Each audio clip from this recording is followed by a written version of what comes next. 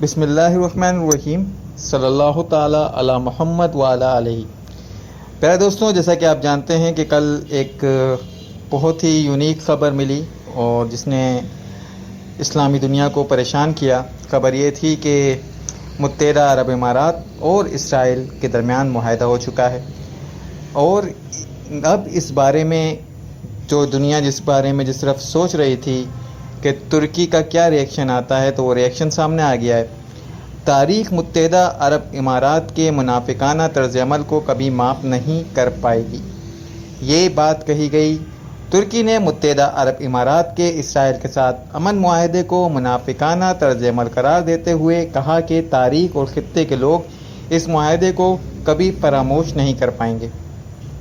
جمعرات کو امریکہ کے صدر ڈونلڈ ٹرمپ، اسرائیل کے وزیر اعظم بنیامین نتن یاہو اور ابوظہبی کے ولی عہد شہزادہ محمد بن زائد نے ایک مشترکہ بیان میں اس امید کا اظہار کیا کہ یہ تاریخی پیش رفت مشرق وسطیٰ میں امن کے قیام میں مدد دے گی۔ ترکی کے وزیر خارجہ کی جانب سے جاری کردہ بیان میں کہا گیا کہ متحدہ عرب امارات کا یہ رویہ منافقانہ ہے۔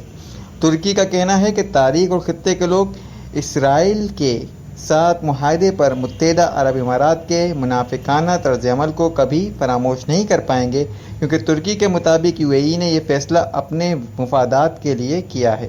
یاد رہے کہ اسرائیل کے ساتھ ترکی کے سفارتی اور تجارتی تعلقات ہیں، لیکن یہ تعلقات برسوں سے کشیدہ ہیں۔ سن 2010 میں اسرائیلی فوجیوں نے غزہ کی پٹی پر ناکہ بندی توڑنے کی کوشش کرنے والے 10 ترک کارکنوں کو ہلاک کر دیا تھا۔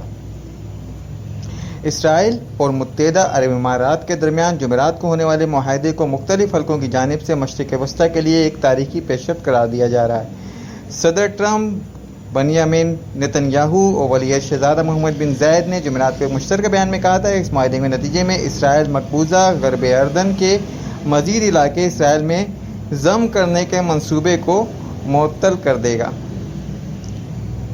ان باتوں پر آپ کس طرح یقین کر سکتے ہیں، مجھے سمجھ میں نہیں آتا، کیونکہ کہا گیا ہے کہ معطل کر دے گا، اسے منسوخ نہیں کرے گا۔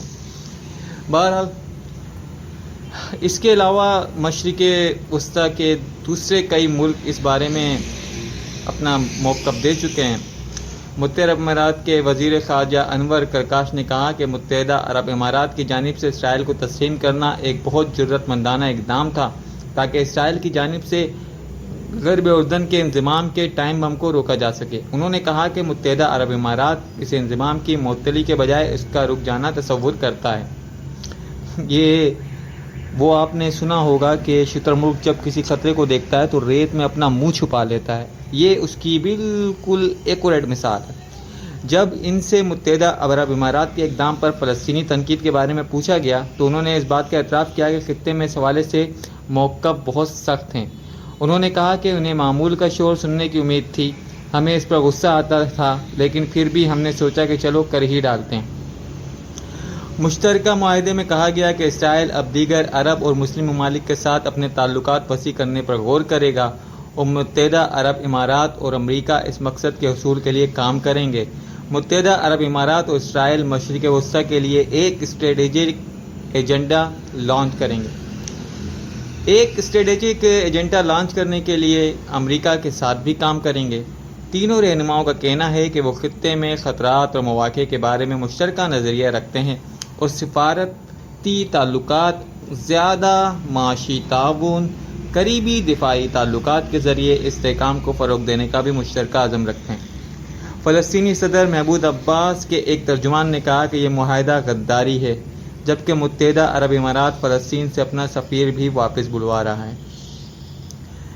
جوناتھن مارکس، دفاعی نامہ نگار، مکمل سفارتی تعلقات اور سفارتخانوں کا قیام اور اسرائیل اور متحدہ عرب امارات کے درمیان تجاری تعلقات میں عمل پہ آنا ایک اہم سفارتی قدم ہے، مگر اس سے لامحالہ سوالات اٹھتے ہیں۔ کیا اس معاہدے میں کیے گئے وعدوں پر عمل درآمد ہو سکے گا؟ کیا دیگر خلیجی ممالک بھی ایسے ہی راستہ اپنائیں گے؟ یہ نظر میں رکھنا بھی ہے کہ اس معاہدے میں کیا شامل نہیں ہے۔ یہ فلسطینی مسئلے کو حل کرنے کے لیے جامع امن منصوبے سے بہت دور ہے، جس پر صدر ٹرمپ بار بار زور دیتے رہے ہیں۔ تاہم اس معاہدے میں تمام فریقوں کے لیے مختصر مدتی فوائد موجود ہیں۔ وائٹ ہاؤس اس معاہدے کا اعلان کرنے والا سب سے پہلا فریق تھا. اب جبکہ ان کے دوبارہ انتخابات کے امکانات مشکل نظر آ رہے ہیں تو ایسے وقت میں یہ معاہدہ ان کی ایک چھوٹی سی صحیح مگر کامیابی ضرور ہے. مبینہ کرپشن کے مقدمات کا سامنا کر رہے اسرائیلی وزیر اعظم نیتن یاہو کو یہ اپنی پیدا کی گئی مشکلات سے نجات دلاتا ہے. یعنی مقبوضہ غرب اردن کے حصوں کو اسرائیل میں انضمام کا وعدہ. یہ وعدہ اب تک ناقابل عمل ثابت ہوا اور اس میں امریکی نیم دلانہ موقف اور زبردست بین الاقوامی مخالفت بھی شامل ہے. نیتن یاہو کا متحدہ عرب امارات کے ساتھ یہ امن معاہدہ ان کے لیے اسرائیل عام انتخابات میں کامیابی کے امکانات بڑھا سکتا ہے. متحدہ عرب امارات کے بارے میں یہ کہنا مشکل ہے کہ اس معاہدے میں یہ فوری طور پر کیا فوائد ان کو حاصل ہوں گے، مگر یہ واشنگٹن کے ساتھ تعلقات ضرور بہتر ہو گئے اور مزید بہتر ہو رہے ہیں، اور اسرائیل کے ساتھ معاہدے سے معاشی، دفاعی اور سائنسی میدانوں میں خاصا فائدہ ہوگا.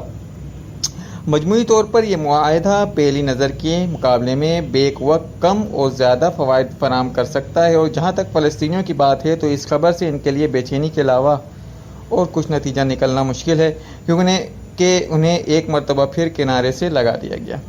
کیا یہ ٹرمپ کی خارجہ پالیسی کی فتح ہے؟ دوسری جانب امریکہ کے صدر ڈونلڈ ٹرمپ نے کہا ہے کہ اب چونکہ برف پگھل چکی ہے تو مجھے امید ہے کہ مزید عرب اور مسلم ممالک متحدہ عرب امارات کی پیروی کریں گے. وائٹ ہاؤس کے اوول آفس میں رپورٹر سے بات چیت کرتے ہوئے انہوں نے کہا کہ آئندہ چند ہفتوں میں وائٹ ہاؤس میں معاہدے پر دستخط کی تقریب منعقد کی جائے گی. اسرائیلی وزیر اعظم بنیامین نیتن یاہو نے اپنے ایک ٹی وی خطاب میں کہا ہے کہ انہوں نے غرب اردن کو اسرائیل میں شامل کرنے کے منصوبوں کو ملتوی کر دیا، تاہم یہ منصوبے ابھی بھی زیر غور ہیں. ان منصوبوں پر عمل درآمد سے غرب اردن کا باضابطہ طور پر اسرائیل کا حصہ بن جائے گا.